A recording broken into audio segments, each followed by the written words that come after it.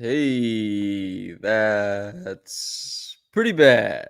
It's not actually pretty bad. It's pretty good, to be quite honest with you. The Raptors, they lose to the Indiana Pacers 127 to 125 in a game that I thought was just like jam-packed, full of super fun plays. It included a battle of sorts between PASCAL and Scotty towards the end of the game. It was some of the best it's some of the best basketball we've seen from Scotty over the last however long. And you can't help but just be impressed with, his future. And this was a game where the Pacers basically played a Raptors team that was running, constantly gunning up and up the floor. I think they set the record, or their season record, for fast break points. They set their season record for points in the paint. They bludgeoned them repeatedly. And then on top of that, the Pacers aren't able to do that going back the other way. So what do we have? A half-court offense trying to keep pace with the transition offense. 127 to 125. We end up with just a barn burner of a game, and it was fantastic. Here to talk about it with me, Caitlin Cooper, who is, for my money, the best basketball writer in the world. Caitlin, welcome. How you doing? I'm good. Better after how that ended than how it started. That's true. It certainly it definitely swung better for the Pacers after however long. The big takeaways from this game, let's start there. The Pacers' transition defense in the first half was really, really bad. When you give up 80 points in the paint, you have some problems. It is a lot, yeah. There was, even in the half court too, like I know the Raptors didn't have a good half court game by the numbers. I think Cleaning the Glass probably has them in the lower half of the percentiles or whatever.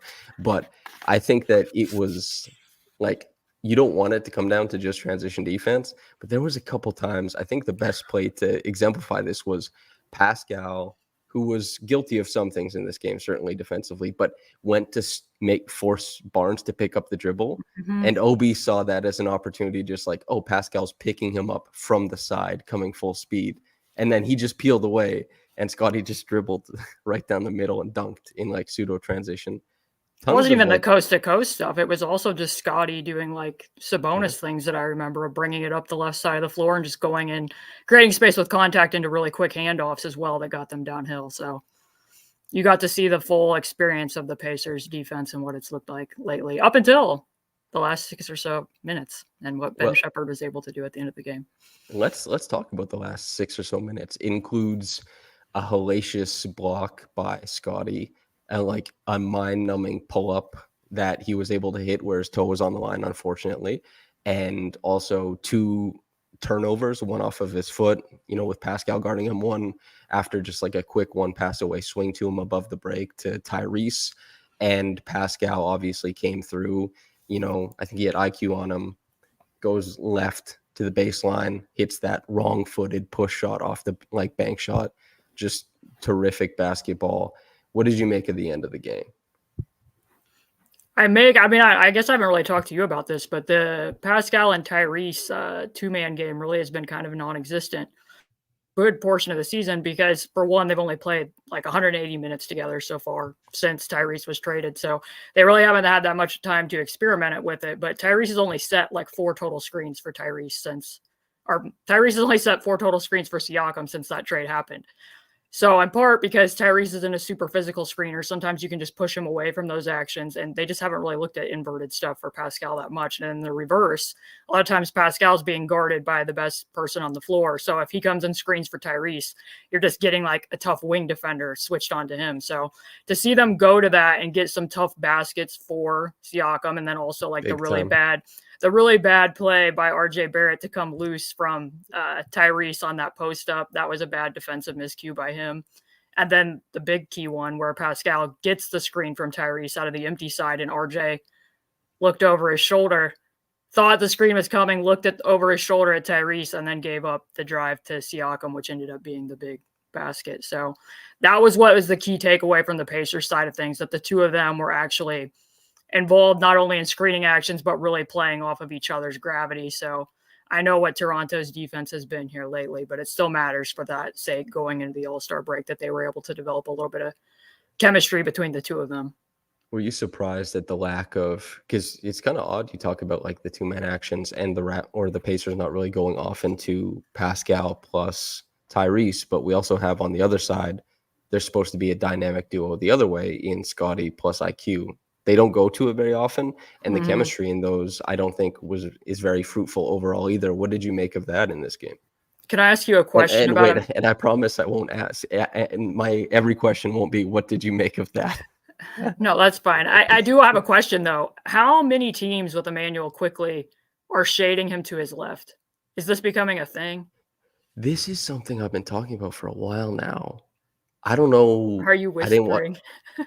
Well, it's a secret, It's a everybody. secret. I don't know if I don't know if this was something that was super apparent in New York, but shading to his left is not only effective to deter drives, but he's not comfortable jump shooting going to his left. Yeah. He doesn't pull going to his left, which makes little to no sense for most shooters, right? You like to stack on the side of your body that isn't your shooting arm, and he just doesn't really work that way, which is obviously a little bit odd. And teams are playing him that way a ton. And it has affected his effectiveness. It's affected his shooting volume. It's affected everything. And in a game where, he has 14 and 7 and kind of underwhelms, even Tyrese, I felt like there was a lot of whelming and underwhelming in this game. I thought Tyrese was kind of like gun shy a little bit. But yeah, quickly getting played to his left, it's been a huge problem, basically.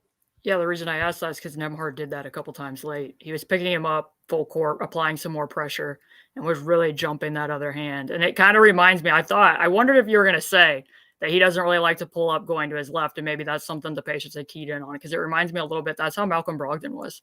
Like, teams would weak Malcolm Brogdon because he kind of exclusively wants to drive when he goes to his left. He wouldn't pull up, and Tyrese is the reverse. That Tyrese doesn't want to drive if you force him left. He pretty much only pulls up. So when the Pacers went to that, I wondered if that was like an advanced scout that maybe, like, I haven't seen enough of Quickley to know or chart, like, how often does he actually shoot when he goes in that direction, because he can be a bombastic shooter. I didn't really see a lot of that tonight. Like, Scotty made some correct reads to him, like the one behind the corner pin in was wide open, but that ended up leading to easy points going the other way for the Pacers. So.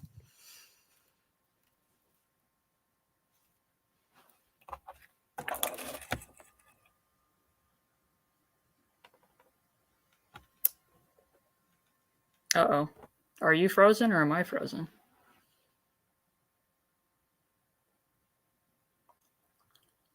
I don't know, because I can't see the chat. I think I'll hop out and hop back in.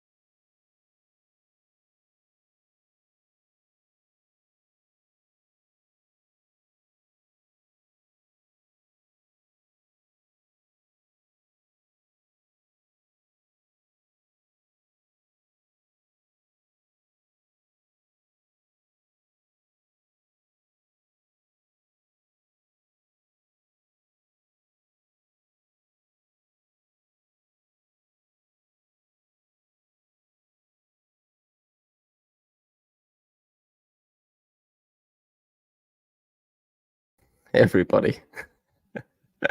And we're back. My bad. My computer crashed. So that's obviously not great. This happened on 2 other live streams so far this season. So we're like 2 of however many. Anyway, Caitlin and I are back. Sorry. I thought my internet went out. No, my computer crashed. And it's kind of crazy because I don't know what was happening, but the power went out like 4 times today here. And I was like, oh, this isn't normal or good. This is actually a really bad thing. But then on top of that, my computer crashed. So it wasn't the thing I was expecting to maybe go wrong. It was something completely different. But anyway, we're talking about stuff at the end of the game. Go ahead. I was talking about Nembhard shading quickly to his left, and you were mentioning Yes. that you haven't felt that the chemistry or the two-man chemistry between Quickly and Scotty is fully developed, and that wasn't really something that they went to. Yeah. We are stating facts currently. Yes. Thank you for running me back over that. Okay, so let's pick up at defense and approach late in the game. I thought that this was a game that, if it was close, was clearly going the way of the Pacers, because this was, as I said at the top, a game where the Pacers succeeded in the half court and the Raptors succeeded on the fast break. And once those things kind of slowed down and changed, and it became more difficult for the Raptors to create shots, those types of things fell apart a little bit for the Raptors. And it was basically just like, get Scotty to provide like a primary action of some sort. He'll try and make something happen, and then rely on Jakob Poeltl to just like eat the glass if he can. And that approach wasn't all that fruitful. And obviously, as we said on the other side, you have Tyrese and PASCAL being able to go to the 2-man actions. So much so that like not everybody notices what's happening in the game necessarily, which is okay. You're just watching.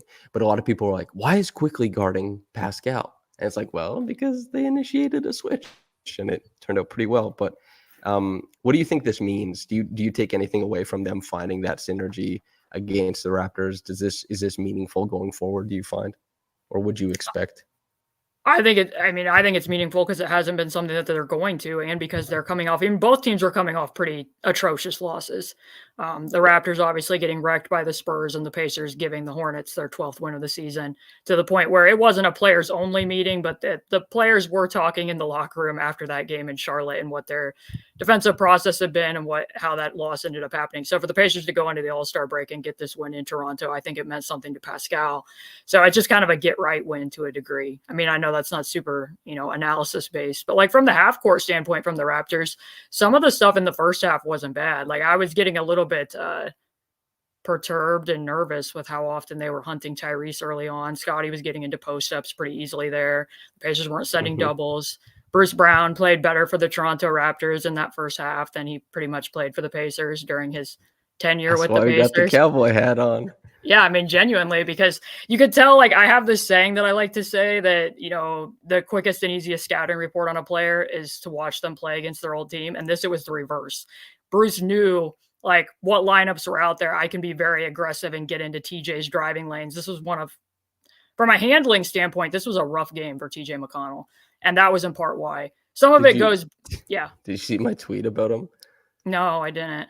He plays like a wizard is cast a spell on him that like he is not like, it's not. Flight of the Bumblebee, the song, is embodied when he plays in the half court. Somebody should write about that. Yeah, I mean, and part of the problem too is like sometimes we just think of like movement shooters and you just swap one in and swap one out. But Doug is somebody who almost exclusively needs to play out of the left corner because he wants to come out of screens coming to his right.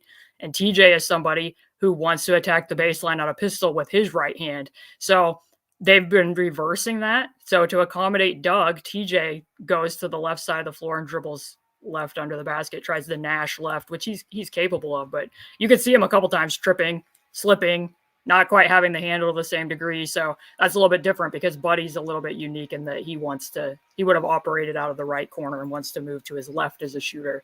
So it's a bit of an adjustment to go from one of them to the other with that second bench unit. Can I get your thoughts on Scotty Barnes? Well, actually, let me give you some background. Mm-hmm. Did you happen to see any of the drama around Scotty because of the last game? I heard about it, but I did not see it. I heard that he had left the bench.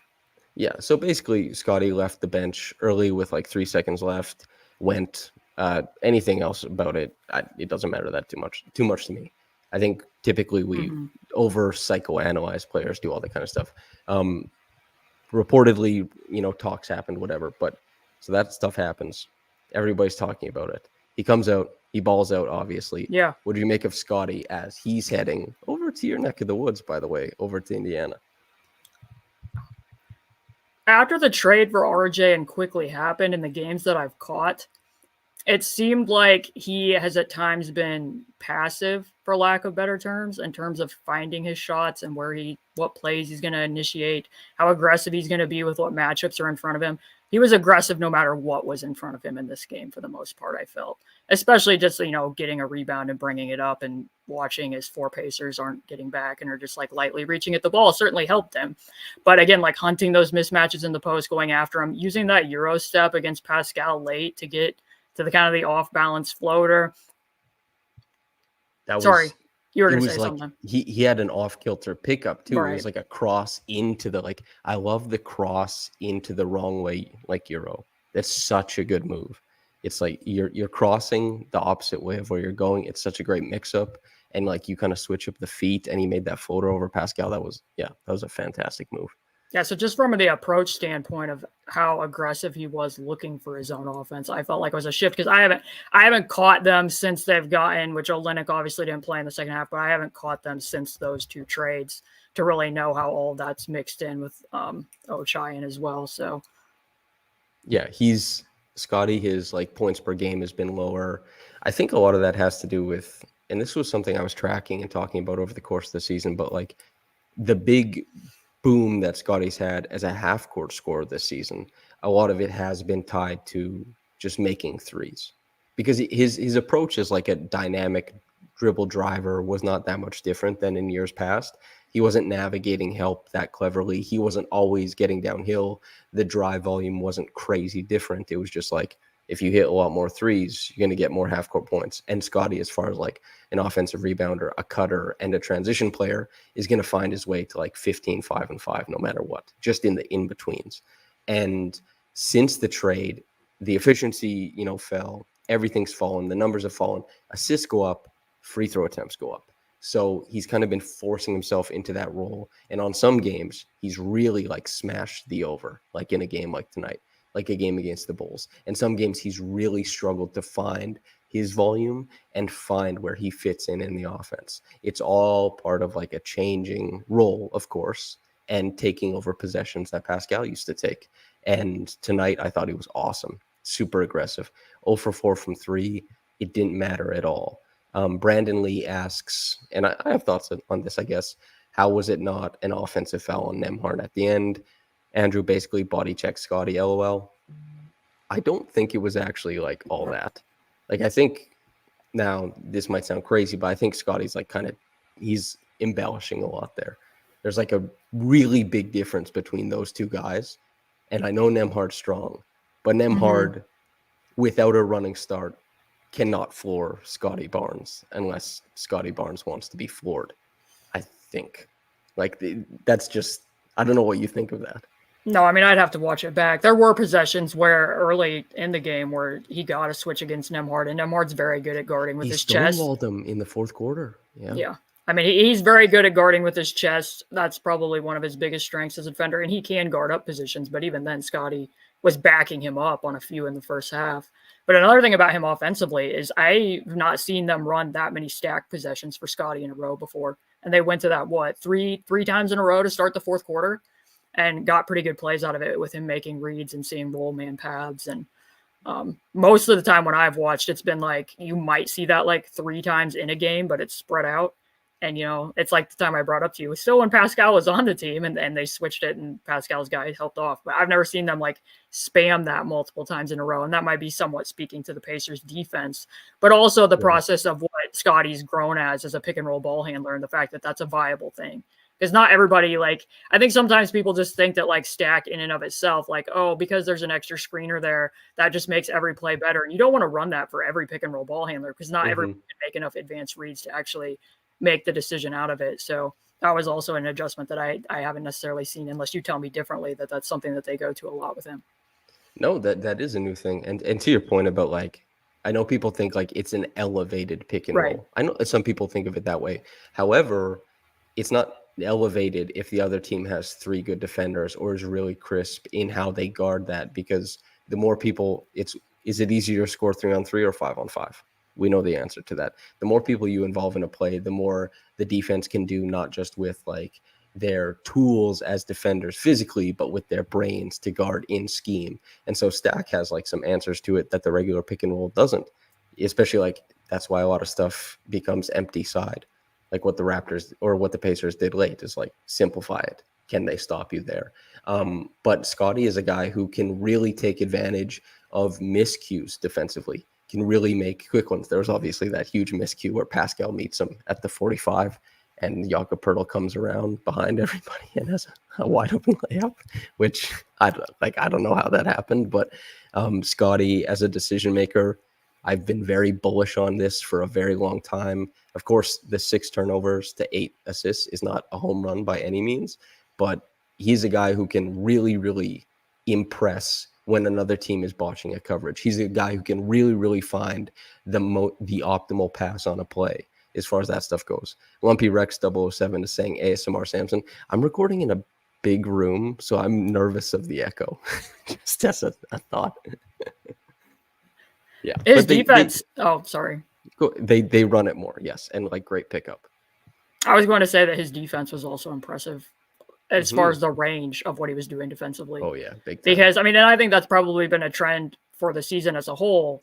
But the Raptors, more than a lot of teams that I've seen, clearly they wanted this game because they're playing Jakob very high, trapping Tyrese as often as they could on ball screens, and then also sinking in and doubling on PASCAL, particularly in the first half, and just deciding that they were going to take chances on the rest of those shooters. But like to see Scottie sink in that far and just like rip the ball from PASCAL on that one play. And then also the fact that they were putting him on TJ McConnell on those bench lineups, which is something that a few teams have done. Like Boston put Porzingis and Luke Cornett on TJ, despite the fact that TJ is going to be handling that much.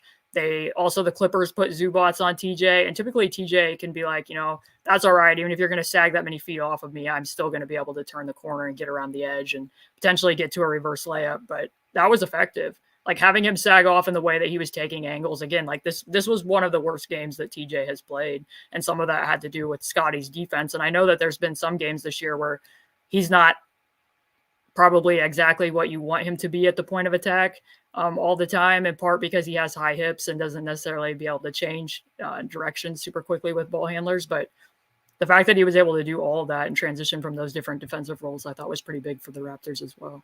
He's been immense. I had a conversation with PD Webb right after Scottie got drafted, and we had a long conversation about, what he kind of projects as a defender. And basically what PD was describing is what you just said. Is like a guy whose range is absurd, whose first jump and second jump are really quick, who has like a really great knack for reading and beating plays to the punch, and had said like, the college level guards are not going to be the NBA level guards. Like he might struggle at the point of attack. And Scottie, I think, as far as like point of attack, if people just hadn't labeled him 1 through 5, the king point guard defender or something like that, like he's fighting his reputation to some degree there. Yeah. Because like, don't lose I'm not talking to you obviously, but don't lose the forest for the trees for the, oh God, I don't even know at this point. Anyway, don't lose the forest for this tree for the tree, whatever the saying is. Good Lord. I don't know. Anyway, just like don't focus too much on his limitations at the point of attack and focus on like this insane court coverage he has as a backline sweeper, who also in specific coverages, in specific matchups, can actually kind of like punch up a little bit at the point of attack, especially if you're playing like aggressive and bringing 2 to the ball or something. He's got a pretty good idea about angles. He's got a pretty good idea about that. But as far as like maybe playing too high up on somebody, trying to lock them between the knees or the hips and like play aggressive, he can get in trouble. But just like fantastic defense a lot of the time. So impressive. Yeah, that was probably my other big takeaway. I mean, he was just a force on both ends of the floor tonight. Mm-hmm. I don't know. In comparison to what the Pacers were doing in the first half, like watching him impress. I mean, it was really like watching the Pacers play themselves to a degree, like honestly, because that's what pace and flow they've been able to inflict on opponents so much. And it was like, oh, this is what it's like for other teams to watch this team play. They brought it to them. And I use this term quite a lot, but I was feckless. The Pacers looked so out of sorts. I couldn't believe how they were playing. And, after I didn't get to watch the Charlotte game either, which was 2 nights ago. I didn't even get to watch the Raptors game, really. I had to rewatch it. But I sent you some great footage of that Hornets game. Yeah, great. Interesting use of word. But, like, it's strange to see a team struggle as much as the Pacers have when they're supposed to kind of be, like, taking off. And they've had trouble, I think, efficiently and seamlessly. And on top of that, I think that, like, the defense was initially really strong in a way that people would have hoped, and that has kind of fallen off. And I kind of wanted to ask what you think, like, the reason for that is. I can't really put my finger on it. I mean, honestly, like I was talking to somebody about this the other day, and I said, the Pacers haven't been a good defensive team in a while, but I've always been able to be like, broad strokes here. The scheme that Nate Bjorkgren's playing with is a team, he's coaching the team he wants, not the team that he has. And like last year, I could look at it and be like, this is a young rebuilding team. They don't have defenders who can stay in front of the ball. And then the Pacers dramatically changed the scheme. And I can be like, yeah, this coaching staff's tried 2 vastly different schemes. Neither one's working. They're trying to cover a king-size bed with a twin-size sheet. They have no size. Then they go and get PASCAL. And now, like, as you said, when he first came over, like the game they played against Phoenix, they played him at the 5, as they did tonight, because they had to, because you have no Miles Turner, you have no Jalen Smith. So you play PASCAL some minutes at the 5. And in that game against Phoenix, I was like, hey, he's showing me something. These are some really quick rotations. These minutes are impressive. Not that you want to play him at the 5 all the time, but just like the actual quality of his defense was pretty solid. But along the way, there was times where I could ask questions like, hey, you finally have a big wing who can guard big wings. Why am I watching them switch screens and putting Buddy Hield onto Jeremy Grant instead of just keeping PASCAL on him? Or why are they having him chase over on 4 or 5 screening actions with Miles instead of just switching that when they've been switching it most of the year? So I think some of it is they're putting him in positions that aren't really designed for him to always excel, and they're still testing out how they want to use him. In Charlotte, for instance, I don't think that he's somebody that you really want guarding Davis Bertans, where he's going to have to navigate pin downs and flare screens. And then on a lot of the screening actions, it's kind of like, to not exactly the same extent, because Siakam is not the quality of defender that Giannis and Evan Mobley are. But there's a reason why those guys don't necessarily do a lot of defense on ball, because when you're bigger, it's very easy to get screened out of actions if you're going to trace over. That's why Giannis gets used as a weak side roamer a lot of the time, not only because of his skills as a weak side roamer, but because it doesn't make a lot of sense for him to be defending on ball. And Siakam can do stuff and contain. Like if he's guarding the screener, like even tonight, if he's guarding the screener and he switches out, he's good at being able to back off, use his length, and contain the ball to a degree. But the Pacers are having him do a lot of stuff in screening actions where he has to chase over the top, and it's just not happening. That game in Charlotte, he ran into contact pretty repeatedly, whether it was an off-ball screen, an on-ball screen. Then he's guarding Miles Bridges, and he's closing incredibly hard to Bridges' right hand or left hand, and then he can't get back to the right. Like little stuff like that, or just, miscommunications on switcher stays. I mean, you saw it tonight. It was like, there was a lot of defensive mistakes even in this one from Siakam up until, the end when they put the better defensive lineup out there with Nembhard and Shepard and Ajax and Tyrese around them. So I don't know if some of it has to do with, you change teams. Maybe he's running a little bit low on energy in terms of the fact that the Pacers have just had lineups all over the place because Tyrese and the minutes restriction, and obviously Buddy gets traded.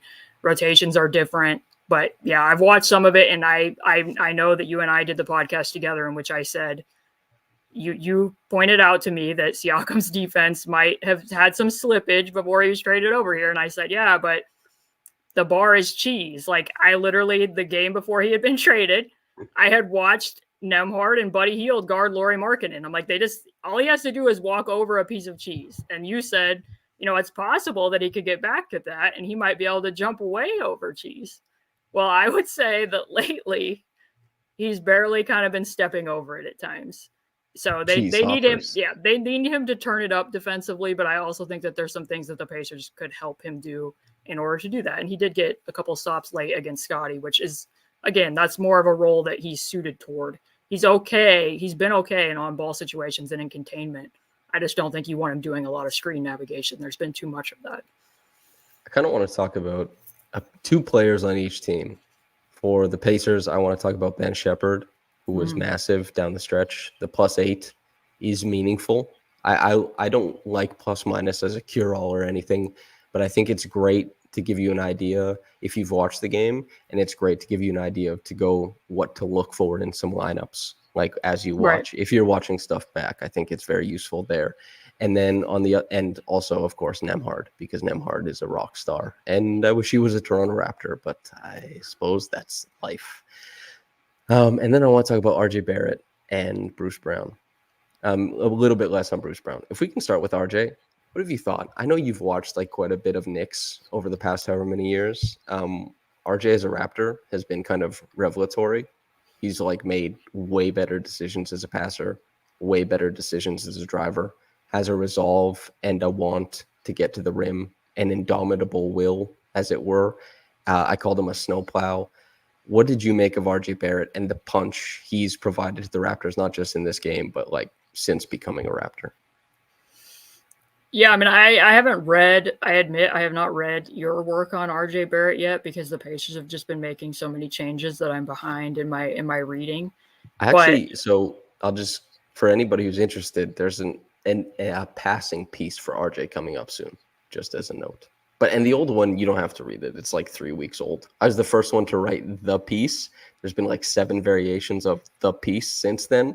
And the latest edition of the piece is probably the best one because it has more data. So, yeah. Yeah, well, I mean, the reason I was going to say that is how much of this do you think he's benefited because he's no longer playing in a lineup with multiple lefties at once? I had been saying that, yeah. This was in the coverage of it, certainly. Yeah, of course. Yeah, because I think that opens up some things for him. And I haven't watched all of his passing reads to know. I've seen the numbers and seen that he is passing out of more of the drives more, which that matters to me because even with Team Canada, when I was watching some of those games, like he had some brutal plays at some of the end of the games. It's like, how are you just driving into that and not seeing where the secondary help is at all? And he's just and very left-hand dominant. There was times in this game, which again, some of this is a product of the defense that you're watching. I would caution everybody that's watching this live to know that watching and play your team play against the Pacers it's vanity sizing. There's some of that comes with it. That being said, RJ was getting back to his right. Obviously, Ben Shepard prevented him from getting where he wanted to go on the final possession of the game, and RJ made a few other mistakes late. But I do think that he's shown a little bit better pacing with his drives that has allowed him to make some better reads. The shot wasn't there tonight, and I know he was shooting the ball better when he first came over on the trade than what he's done here lately. I just want to Poe's about to go for a walk, so I want to show everybody Poe before he gets out of here and his little puka shell necklace. So let's just point out that this must be some dog because you could have come to watch Scotty play in the All-Star game, and instead you're in Mexico. He's a rock star, though. You know, it's a little Poe.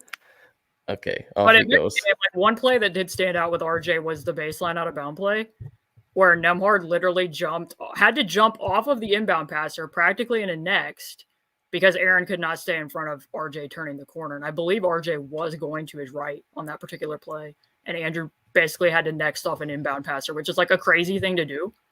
I that's not something I would recommend to people who are guarding, but it was a thing that happened. There were 2 fantastic performances tonight that I think were somewhat undone by the free throw line.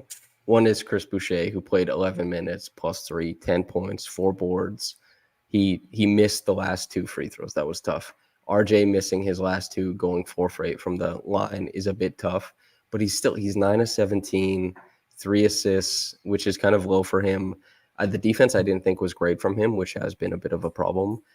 9 boards. He's been huge on the glass since becoming a Raptor.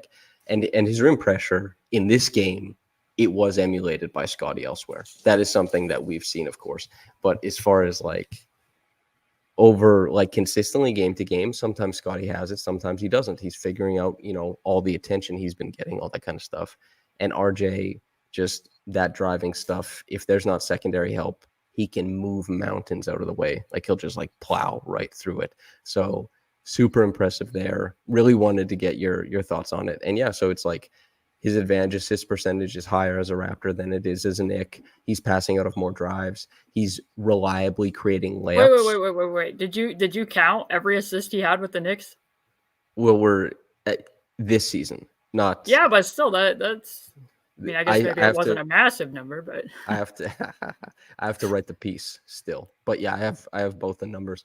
And so there's a lot of process stuff that immediately just seems to be better, and just finishing at the rim, which the prediction I think was as soon as he came over. I know there was like toxic asset talk. There was like, well, he's extra Y talk, but there was always potential for a guy who clearly has more than below average in every quadrant of shooting. Like, he has more than that. We can't be silly and just say like a guy who shoots 58% is a guy who shoots 58% everywhere. He has enough talent and strength and like finishing with the left hand to get above that. With the Raptors, he's realized that very quickly.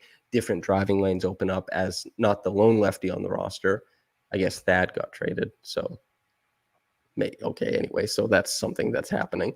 But those lefty driving lanes are a big deal. As far as like being put in motion more often is a big deal. The continuous motion offense that the Raptors run is a little bit more friendly to him than what the Knicks were doing. It's just like, it's a huge difference, and he's making hay while the sun is shining.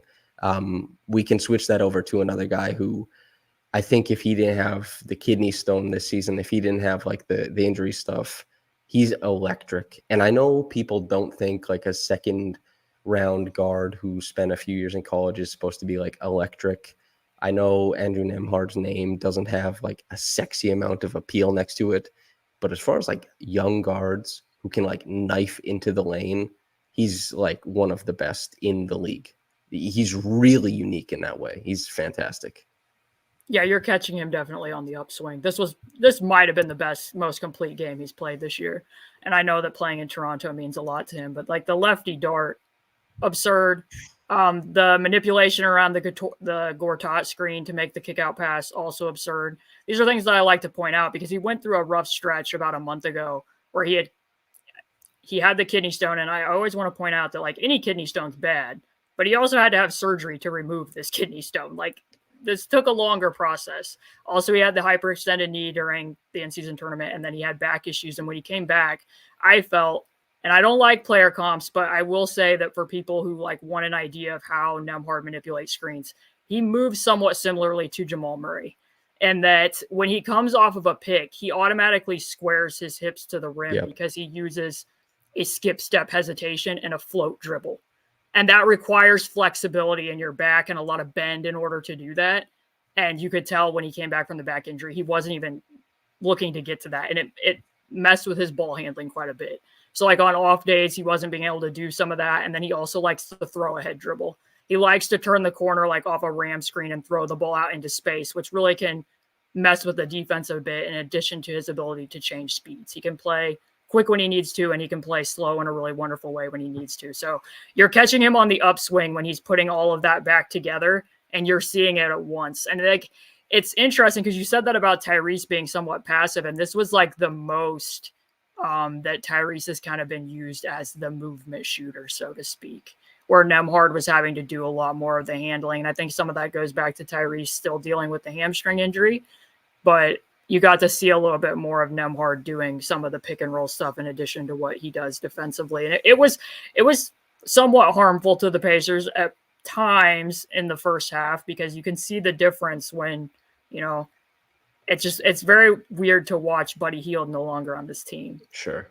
Because Buddy Hield, don't want to get too jargon here, but they run wide reject stack numerous times every game, especially when Buddy was on the roster. So basically, if you're setting a high cross screen for, in this case, Tyrese rejects that screen, leaks away into the corner, sets the stack screen, and then pops out. So like in the first half, you could see the Raptors, like because they were trapping Tyrese so much, they were having Nembhard as the ball handler. Tyrese is leaking around into this action, and he comes off of it. He gets the ball and he's open. He puts the ball on the floor to beat quickly out of that pop, and Nembhard's guy's just coming all the way off and nexting that. So Gary Trent Jr. is just coming all the way off and then quickly is just running to Nembhard. So that's very different than what you're going to see if Buddy had set that screen and leaked out. Like, that defender is going to stay there, and Tyrese is going to be the ball handler and have a lot more room to operate. So there's a give and take. But you get Nembhard's defense, and you're also getting somebody who at the 2-guard spot can run offense for you, which ended up being pretty valuable down the stretch in this game. So there's also like when your counter that is supposed to work isn't working, like just the high drop off pass or the high, like you drop it off to PASCAL when they blitz. PASCAL goes down the middle with a head of steam. I think there's like 3 missed shots in the span of 2 minutes, and like he shouldn't have been missing them. Like a couple of them, you're like, that's the in-between shot that can go in or can't. It's a good enough shot. You have to take it. But like, so they go to like more different types of ball handling because they're like, I guess it's just not working. That's disappointing for the team, obviously. But obviously the Pacers, they had like a lot more resiliency in this game. But I did think it was interesting the way that Tyrese like was maybe a little bit more hesitant to like turn the corner on stuff or attempt to I don't know about explosion for like his side steps or like step backs, but when he draw a closeout, it looked like he wasn't sure what he wanted to do with the closeout. And especially since Tyrese is like an insane shooter, that one step back 3, it was like he let the gather come into his left hand as he's stepping back. And the moment that right toe touched down, the shot was up. And I'm just watching. I'm like, this footwork is crazy. This handle work is crazy. And for a guy who's has that much synergy in his jumper, is as talented a shooter as he obviously is, to see him not able to get like volume off of big closeouts, and the fact that like he'd reset the offense quite a few times, I was like, what's kind of going on here? So I think it's probably related to like health, explosivity, comfort, all that kind of stuff probably. But yeah, Bruce Brown, that's why I'm wearing the cowboy hat, the vaquero hat, you know. What do we think about Bruce Brown, the Raptor? I think so. Just as a heads up, by the way, Raptors fans, I've said to them many different times that Caitlin told me that maybe, the point of attack defense, the defense overall, that stuff, not going to be a big factor. And it hasn't as a Raptor. It really hasn't. Tonight, it was better.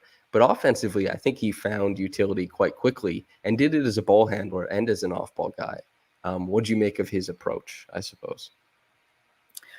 Yeah, his best game with the Pacers was against the Nuggets when he got his ring, and it was similar to his approach in this game, where he is very capable of, for lack of better term, shoving the ball down the opponent's throat when he's in transition.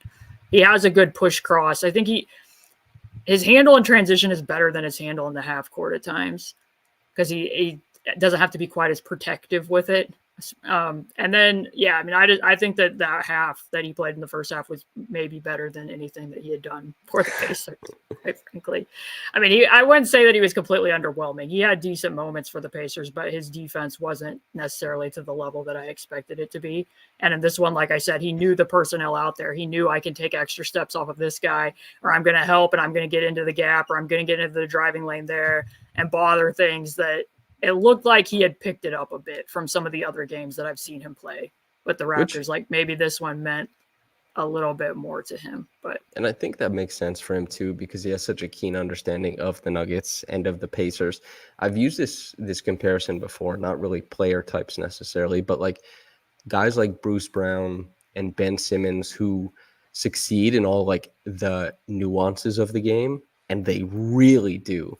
For guys who are like trying to get used to a new situation or get used to new timing, or for Ben Simmons taking like a year off of basketball, when you don't have something so inherent to create advantages with, when you don't have something so easy to do to benefit others besides like cutting, it can be really tough to find the creases in the game where you used to succeed. And Bruce is a guy who it makes sense that he understands exactly where those creases are.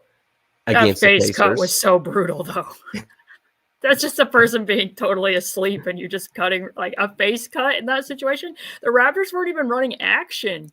Like, it's one thing if you get a face cut because the team's like running horns and that defender has to be attentive for a reason. That defender did not need to be attentive to anything else. Yeah. Mm-hmm. What? Obi was off screen on the Raptors broadcast. I don't know what you saw over in Indiana, but like when it happened, and they didn't show the replay from the right angle, I don't think, but you just see like Bruce pop out of the bottom of the screen. And so what did you see what happened? No, he just wasn't paying attention to the fact that Bruce was going to do the face cut. Like I said, like this is something that the Heat would run a lot. Like the Heat would run actual plays to get Jimmy Butler face cuts to occupy that defender and force them to focus attention somewhere else. The Raptors really weren't doing anything in that moment. Like I know that Bruce gets like a lot of credit for his cutting, and I do think he's a good cutter. Like he did that around Jokic, certainly in Denver. He had some of those moments for the Pacers, like, you know, in games against the Atlanta Hawks. The Hawks give up more points off cuts than any team, I think, in like the tracking era, because their stances out of their blitzes make no sense and they can't see the people behind them. So Bruce just over and over again, when Trey was defending him, was just like, I'm going to back cut and corner cut that blitz and get points. So like he does have good timing with it. But in like this case, like I said, you always got to take it and know that there's going to be Pacers vanity sizing that comes with a lot of the success that players. That is something to consider, because, you know, you see a game like this, the Pacers are a good basketball team. In the NBA sphere, they're a good basketball team, and they should have the potential to like punch up at great this season. You look at the pieces and you say like, you guys got to make it work, and if you make it work, you could have like a fun run. Now, nobody is saying like championship over in Indiana or anything like that, but people are saying like we have a chance at one of the best teams we've had here in a long time. And LeBron isn't standing in the way of like a transcendent Oladipo or something like that, right? So it's exciting. If the Raptors played like this, there is vanity sizing. But if the Raptors played like they did tonight, if Scotty was able to like step on the gas the way he did tonight, this is a Raptors team that could punch up at like play-in stuff. They could punch up at it. But as it currently stands, they continue to like punch down towards maybe keeping that San Antonio pick. I'm curious what you think about like the overall shape of the team in Toronto. Question. Kelly Olynyk doesn't play in the second half. How do you feel about Kelly Olynyk playing with Quickly? Because I feel like that's something that should help him in terms of Kelly being somebody who you can run delay with. You could potentially, you know, run some other cutting type actions with him out of the high post.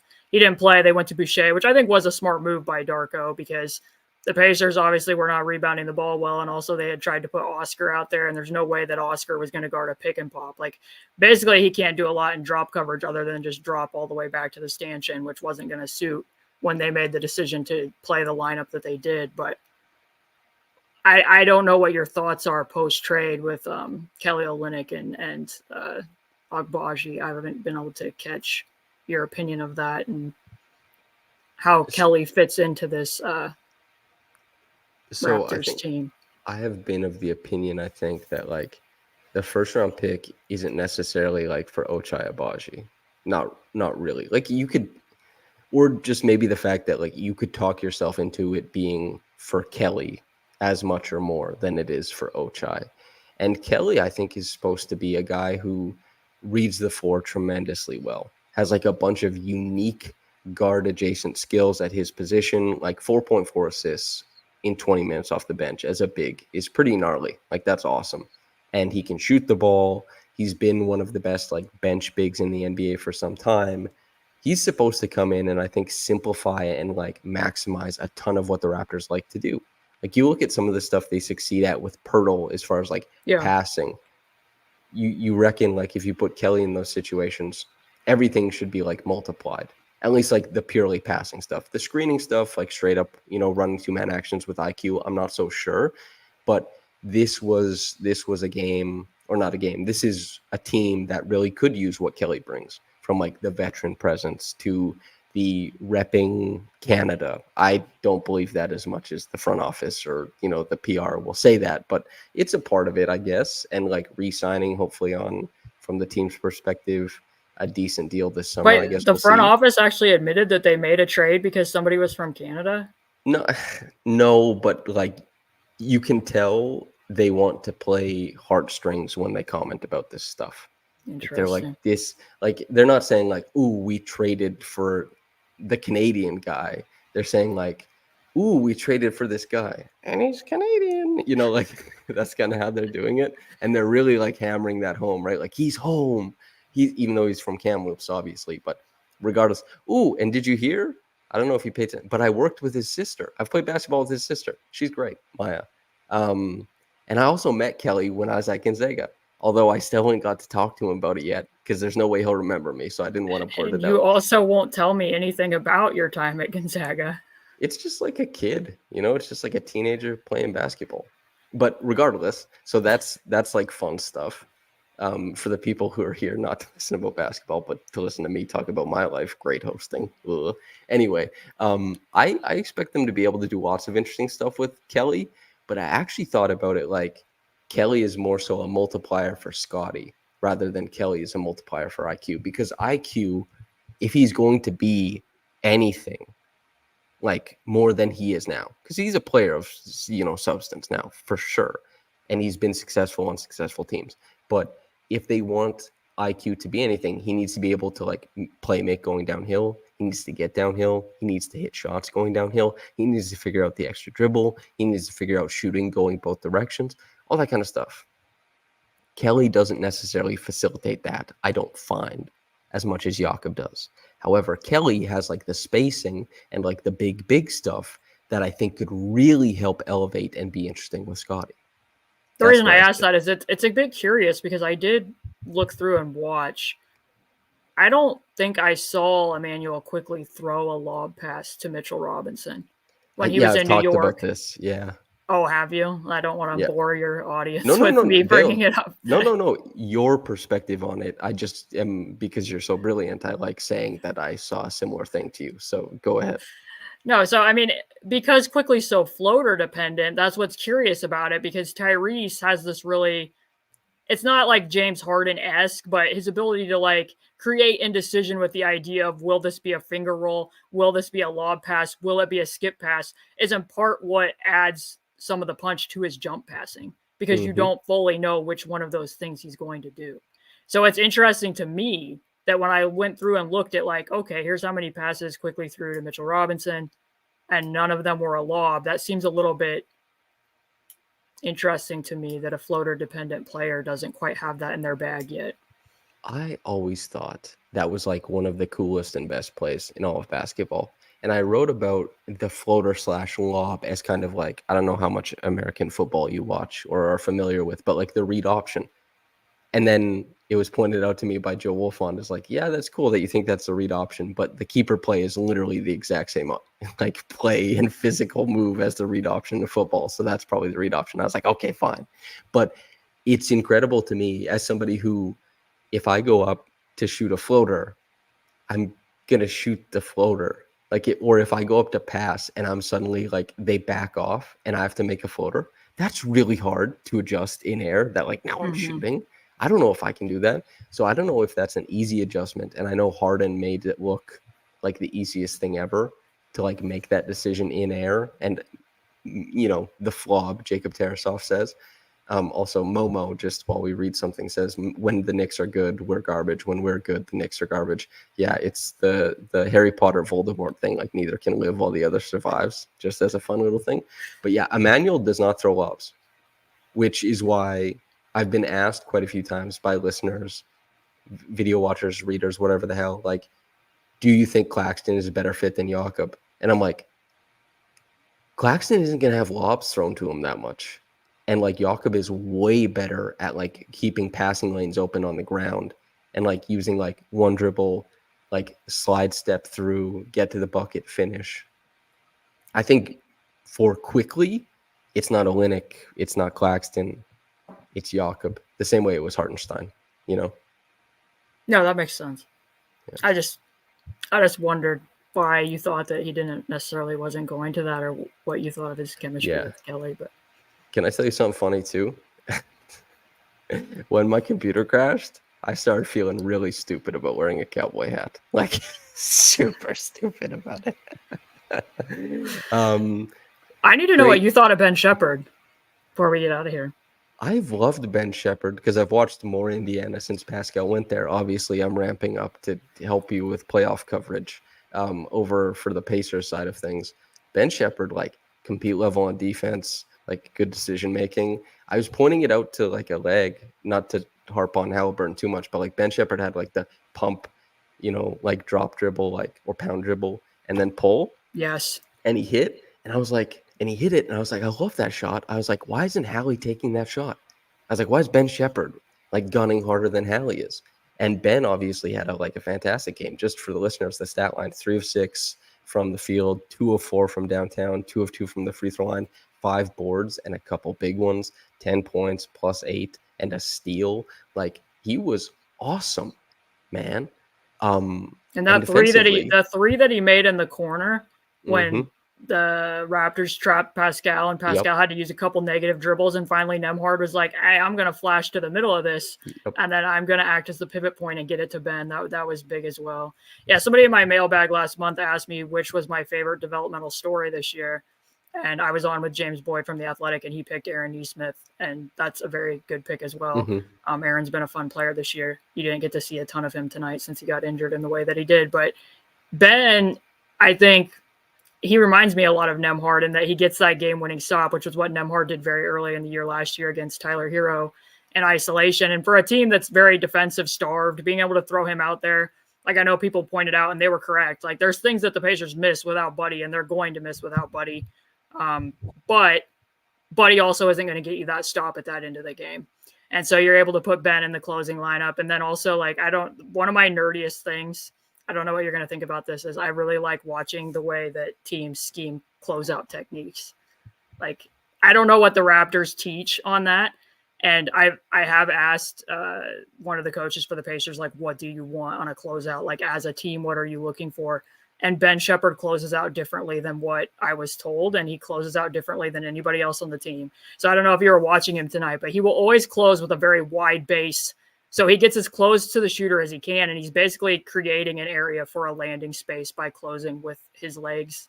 And like I said, in the wide base, and then he always closes with a two-hand contest, which nobody else on the team does. And the thing that's interesting about it is the Pacers limit three-point attempts more than any team in the NBA because they stay home, not because they rack up a lot of closeouts, not because they're really aggressive running people off the line. So it's kind of counterintuitive because they want to limit threes as much as possible. And the way that Ben closes isn't limiting a three, but it's preventing you from getting a foul on a three, and it's creating a very contested three. And that's different than like probably the other best closeout person they have is Nembhard, and Nembhard almost always closes out with like a hockey stop. So I'm sure everybody was very fascinated by this long conversation, but I do really like watching how people close out to the ball. Yuta Watanabe is a hockey stop guy too. Two big steps into the hockey stop, playing a guy usually to the weak hand or making sure that he has coverage on the shooting hand, same side. And the thing is, it's like Nembhard doesn't have to raise either hand because he is using the hockey stop. He's able to get close enough to the shooter that it runs them off the line. So, yeah, I think the Raptors, you can actually see there's like clips of Darko doing it in game. It's typically to Grady because, like I've talked about this before, when I go, and this is a great segue because I'd want to talk to you about Grady. When I go to the games beforehand and I like take pictures of the guys and try and chat everybody up and all that kind of stuff, Grady is basically the only guy who gets defensive work during warmups, that kind of stuff. And they're always wanting him like chop feet, force baseline, two-hand contest. They want people to chop feet? They're teaching Grady to chop. Interesting. This is fascinating to me. I feel like that's pretty outdated. Unless it's a prank. Like, it's like a Andy Kaufman thing where they're like, we're going to show everybody that we're teaching Grady to chop feet, and he's going to chop feet. And he also does chop feet in the game. So I don't know. But yeah, chop feet is like a thing. But Grady has really come on over the past like 13, 14 games. It's correlated obviously with like more intentional and meaningful playing time. He is 25% from three tonight. So he'd be sitting at, I think, 47 or 46.8% over the past 14 games from three. And it would probably be around like almost 4 attempts per game and probably close to like 7.5, between 7.5 and 8 attempts per 36. He's getting them up. You can see he's a pretty crafty finisher as well, which you obviously knew coming into this. But as somebody who watched a lot of Grady before he became a Raptor, who's watched some of Grady since becoming a Raptor and has seen an okay Grady game, thoughts? I mean, yeah, it was good for him when Doug McDermott was guarding him. He had some drives and got into the paint on those possessions.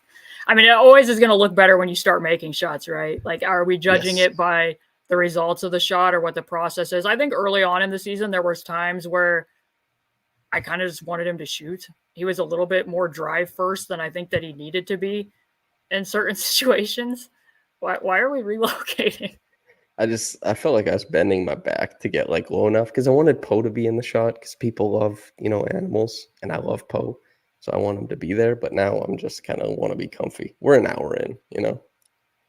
Yeah, I mean, I felt like at Kansas that Grady was a little bit reliant on flip shots a little bit too much. He has decent flexibility in the air, and he can make a jump pass, which I always like.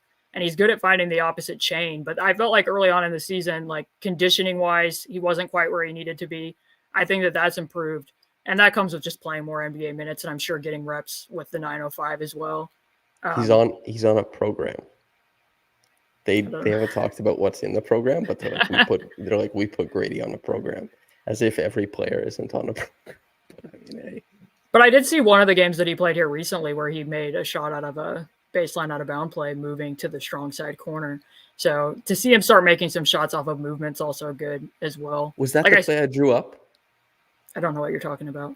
I drew up the baseline out of bounds play where he hits a shot going to the strong side corner, and I put it on Twitter. Did you see it from that? No, I did not. Okay. I didn't see your clip. I'm sorry. It's okay. No, I was watching stuff. I was trying to watch some stuff in anticipation of doing this with you and guessing that you were probably going to ask me things about various players. So I watched some of his minutes from these most recent games. I'm sorry I didn't see your tweet. But yeah, so I think defensively he still has a ways to go. And I think that applies. I and one other person who shall remain anonymous was a little bit lower on Grady's defense during the pre-draft process than consensus, and not just in like, okay, I'm watching him get hunted at the college level, and that's not necessarily good. I think some of the team defense stuff was worse than what consensus thought on it. In part because like I don't want to say gamble, but he would make plays in passing lanes that I think people would point out like, oh, he's getting these deflections or he's getting these steals. And in reality, sometimes that was leading and forcing his teammates to have to switch on rotations behind him, creating domino effects. And I think some of that's still showing up with the Raptors. So I think I'm probably still not really there on the defense, but that's like, he's also a rookie. So I don't think that that's necessarily like make or break given all of the other good things and little things that I've seen him be able to do, going back to even summer league when, and there's not a lot of shooters you can give the ball to, and they're going to be able to like use a push cross and transition to get to their left hand and actually do something. So that's something that Grady adds. And I just like his secondary skills as well. So yeah, the secondary skills are everything for him. But I really like when you and I disagree, because when I see those gambles, what I'm seeing is like if you have the ability to gamble, especially in passing lanes, not necessarily like gambling on ball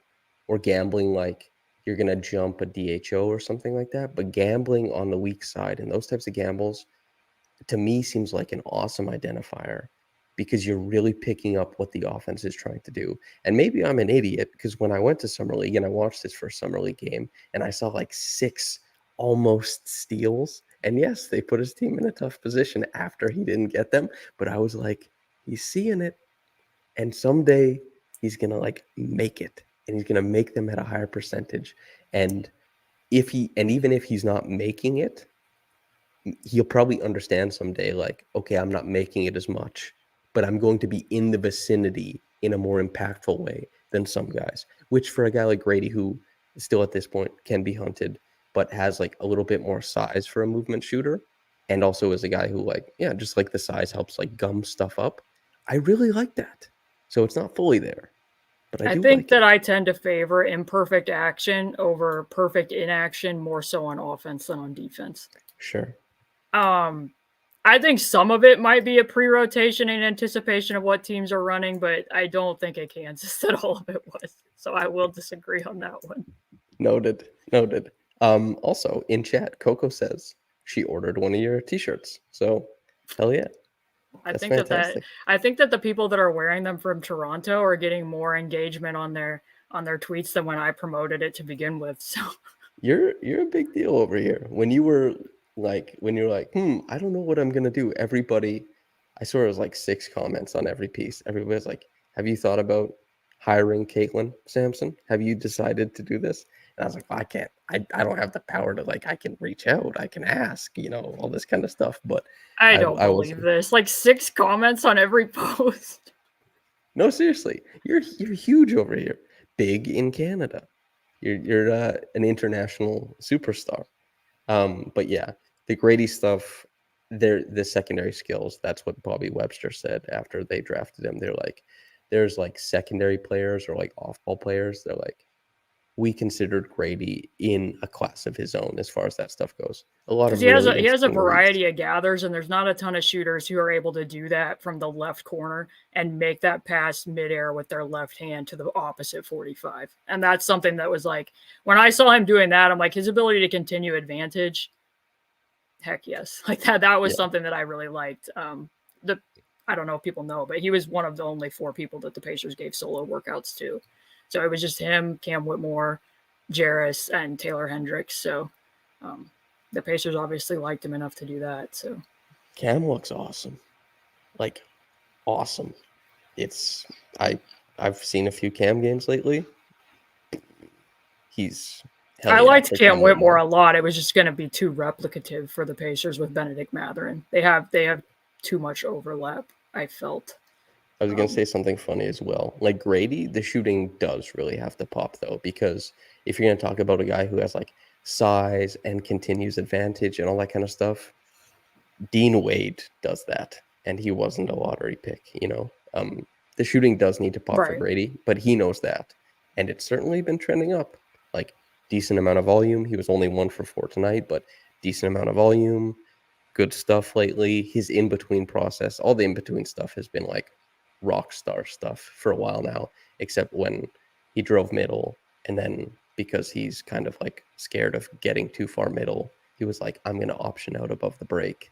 And I think it was Neesmith who like sat on it and like intercepted the pass like a running back running into the handoff almost. And he was like, but he fumbled it, and then Grady didn't get the turnover, and he was probably like, not so much premeditation perhaps. But yeah, I've loved Grady's like approach for a lot of the games, and to see him hitting threes makes everything better. It goes from like, this is really, really bad, this is not good at all, to suddenly it's like, suddenly everything's interesting. Hitting shots is good, is what I mean to say.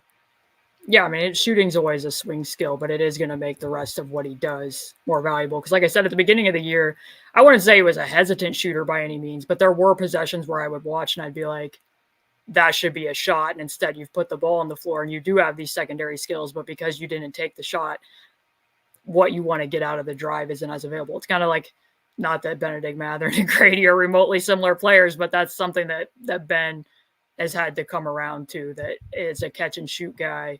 He's very wired to catch and drive rather than to catch and shoot, and that can lead to him driving into some crowds. And then what his passing issues already are become exacerbated because of that. A couple comments here from VCR. Caitlin's an awesome analyst, from Jesse. I learned so much when Caitlin is a guest. She's awesome. Agreed on both counts. Caitlin, thank you for being so awesome. Of course, we've been doing this for about an hour and 8 minutes. There's 112 people in chat.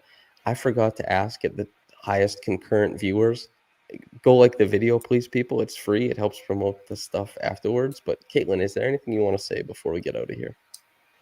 Yeah, I mean, always thank you to the Raptors Republic listeners for putting up with me and tolerating with me on here. And also, I apologize that I just left the stream in the middle of it. I really did think that my internet, because I hardwired it and the cord fell out. So when it froze, I really thought it was my problem and that I was going to have to go get the cord. So I assumed that I was the frozen person. I apologize if you had to log back on or decided that you didn't want to listen after that, if you're listening to the podcast the next day. Secondly, I will now bother Samson by saying I am a subscriber to Raptors Republic.